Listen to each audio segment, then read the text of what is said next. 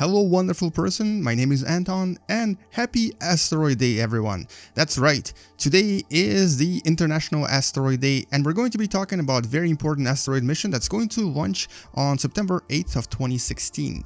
This mission is going to hopefully take us to an asteroid and then back. Welcome to What the Math.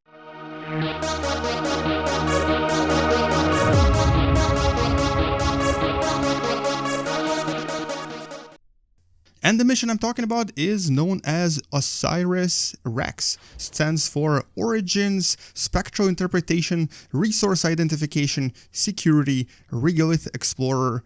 Now this mission is planned by NASA and is essentially a mission that will it will approach an asteroid, it will kind of land on it, but not really. It will scoop up a sample from an asteroid and then return that sample back to Earth.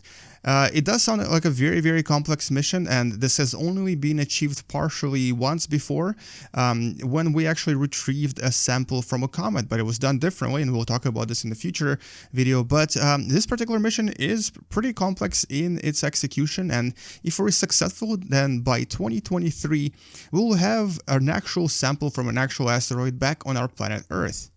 So basically, one of the reasons it's named Osiris is because Osiris is the Egyptian god related to death. And it's also known to, or he's known to kind of wear this hat or this kind of a crown with these two large ostrich feathers on each side. And basically, because he is related to death and because he has these two feathers, and this particular satellite kind of has these two solar panels on the sides, and it's going to an asteroid that's sort of actually known as a potential Earth impactor, meaning that it can actually cause destruction and death. They decided to name it Osiris. I guess there's a connection there, but it was a kind of a funny reason, I thought. But anyway, it obviously also has all of these scientific missions like spectral interpretation and resource identification in the acronym, so that's probably also one of the reasons. And the asteroid is known as Bennu.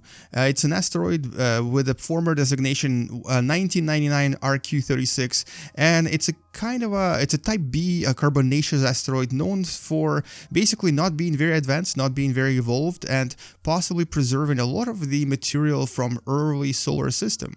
And it's actually very similar to another asteroid known as 2 Pallas, which is probably the biggest asteroid known to us, and it's about 1,000 times smaller than 2 Pallas. This asteroid is about 500 meters in diameter, whereas 2 Pallas is about 500 kilometers in diameter, so it's much smaller. But interestingly, what made this mission kind of popular recently is a Kerbal Space Program challenge. And it's a challenge that you can actually participate in, and it's open until September 8th, until the launch mission. And basically, you have to try to recreate the most realistic probe using the specifications that you can find in the description, in the link in the description below, and basically try to launch it to an asteroid, do the retrieval mission, and then try to bring something back. And honestly, it's a pretty interesting challenge, but I'm going to try to do the baby version with basically literally a flying box with wings that is going to try to attempt that, but possibly fail. But if you do want to attempt it, do check it out, it's actually kind of fun.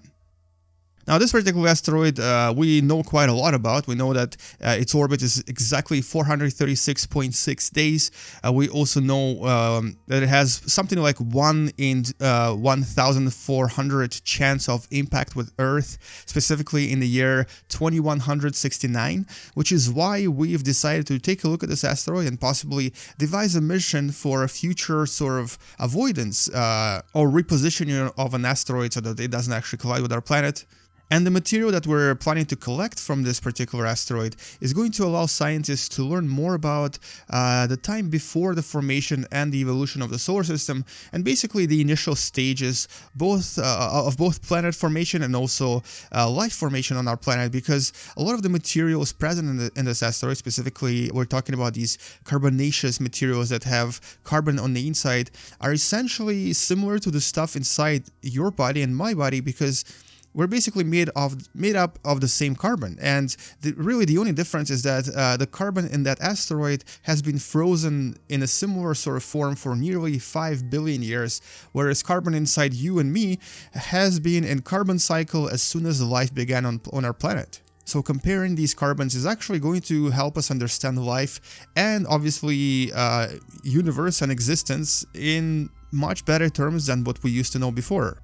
Now, this mission is going to be relatively long. It's actually going to take approximately 7 years, and a lot of this time is going to be spent traveling to and from the asteroid. It's going to take 2 years to travel to it, and about 505 days are going to be spent mapping the asteroid using a LiDAR sensor that's going to be included in this particular flying box. And the LiDAR is going to map the asteroid surface very accurately, and then using the surface mapping, we're going to try to choose a location where we can basically try to do a kind of a touching scoop down. Basically, OSIRIS-REx is going to pass by very close to the asteroid, extend this kind of a scoopy thingy, and then try to touch the asteroid, scoop up as much material as it can, and fly away from it, collecting the sample, and then returning it back to Earth using the return capsule that is in front of this box. And I think if we're lucky enough, we're going to scoop up just enough material that is going to help us understand how these asteroids might actually have all the necessary ingredients for life. And obviously this will suggest that there is clearly life somewhere else out there, because if all you need to produce life is these carbonaceous materials and obviously conditions on our planet Earth, why not have life somewhere else? But if we discover that carbonaceous materials in these asteroids are completely different, then maybe, just maybe, life on our planet Earth is very unique and has been formed in some other manner. And one thing I forgot to mention is that when OSIRIS-REx is going to be approaching this asteroid, it's going to lift its solar panels and create this kind of a 45-degree angle, which basically sort of looks like the helmet of Osiris, which is once again one of the reasons why it was named OSIRIS-REx. But you know what?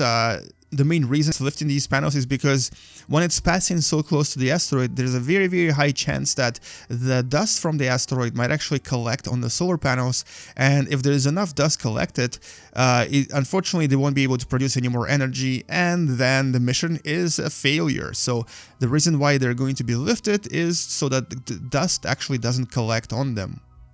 And to do all of this propulsioning and moving around, this particular mission is going to use the so-called monopropellant system known as hydrazine, which is kind of what we use in spacesuits as well to move around space.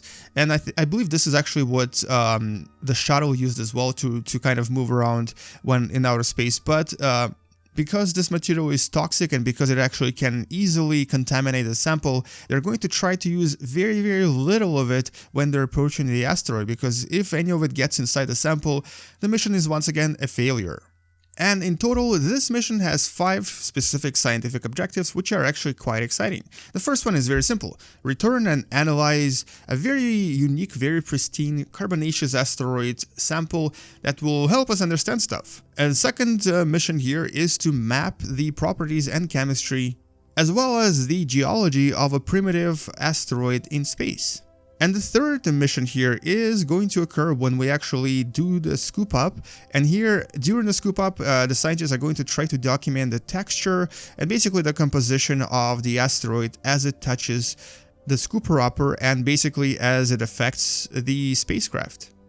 So obviously, if the asteroid is very soft, the spacecraft is not going to roll as much, but if the asteroid is very hard in composition, it's going to pitch and roll a lot more. Number 4 is actually a really exciting opportunity for us to study something called Yarkovsky effect, about which I think I'll talk about in one of the future videos. But basically, it refers to the idea of sunlight heating up the surface of an asteroid and giving it a kind of a boost because of various materials evaporating from the surface, and it sort of creates almost like an engine on the surface of an asteroid, which usually actually changes its orbit a little bit depending on how fast it spins and depending on how much sunlight it receives. And lastly, number 5 mission is to basically take this sample and compare it to the samples we have on our planet Earth that we received from asteroids that actually landed on our planet, and then try to compare them, see what's different and what's similar about them.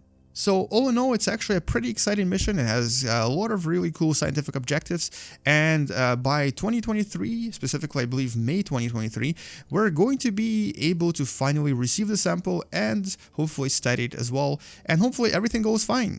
But I guess the first step is to actually launch the spacecraft, and so on September 8th of 2016, plus minus 30 days, they're going to launch the spacecraft and hopefully everything goes fine. And this is going to be on top of Atlas V version 411 rocket, which is actually going to be the only NASA mission this year launched from the US. And I guess it's kind of sad that NASA doesn't really launch that many missions, but luckily, if you actually look at the schedule of rocket launches from this particular location in Kennedy Space Center, the majority of launches are actually by SpaceX. It's mostly Falcon 9 rockets nowadays, and this is actually why I'm kind of excited nowadays about the future of space exploration, because I think Elon Musk has a very similar goal in life to myself, and his goal is basically to go out there, explore space, and finally land on Mars. And I believe he also mentioned one day that he wanted to die on Mars. And anyway, I hope you enjoyed this video and I hope you learned something from it, and I hope you'll go and check out more about this particular mission, and we'll actually watch the launch on September 8th of 2016, and hopefully it all goes fine. Thank you so much for watching, and don't forget to subscribe if you still haven't. Don't forget to share this video if you've enjoyed watching it and you know someone else who might enjoy watching it as well. And also like this video if you actually liked it. I'll see you guys in the next video where we're going to talk about something else, space, math, science related, or maybe something completely different. See you later, game you later, and as always, bye-bye.